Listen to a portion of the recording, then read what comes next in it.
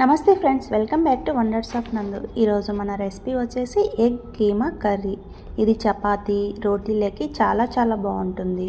ఎక్కువ హడావిడి లేకుండా చాలా సింపుల్గా తయారు చేసుకోవచ్చు. ఇది ఎక్కువగా రోడ్ సైడ్ డాబాల్లో తినే ఉంటారు కదా మీరు.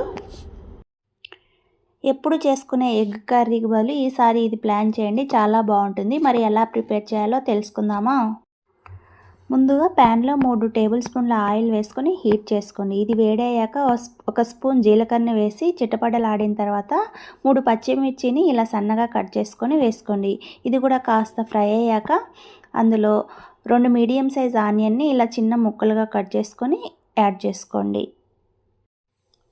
ఇవి కాస్త కలర్ చేంజ్ అయ్యాక అందులో ఒక స్పూన్ అల్లం వెల్లుల్లి పేస్ట్ వేసి పచ్చివాసన పోయేంత వరకు వేయించుకోవాలి. ఇప్పుడు ఇందులో 3 మీడియం సైజ్ ఆనియన్స్ను ఇలా కట్ చేసుకొని వేసుకోవాలి. ఇందులోకి రుచికి సరిపడినంత సాల్ట్, కొద్దిగా పసుపు, 1 స్పూన్ కారం పొడి, 1 స్పూన్ ధనియా పొడి వేసి కలుపుకొని మూత పెట్టి వీటిని బాగా మగ్గించుకోవాలి. చూడండి, టమోటాల పైన స్కిన్ సపరేట్ అయిందంటే ఇది బాగా మగ్గిందని. ఇప్పుడు ఇందులో కొన్ని వాటర్ పోసుకొని హై ఫ్లేమ్ మీద కాస్త దగ్గర పడనివ్వండి. అలాగే మీరు కనుక మన వీడియోను ఫస్ట్ టైం చూస్తున్నట్లయితే మన ఛానల్ను లైక్ చేసి సబ్స్క్రైబ్ చేసుకోండి ఫ్రెండ్స్. చూడండి, సగం నీరు ఉడికిపోగా ఇలా నీరుగా ఉంది.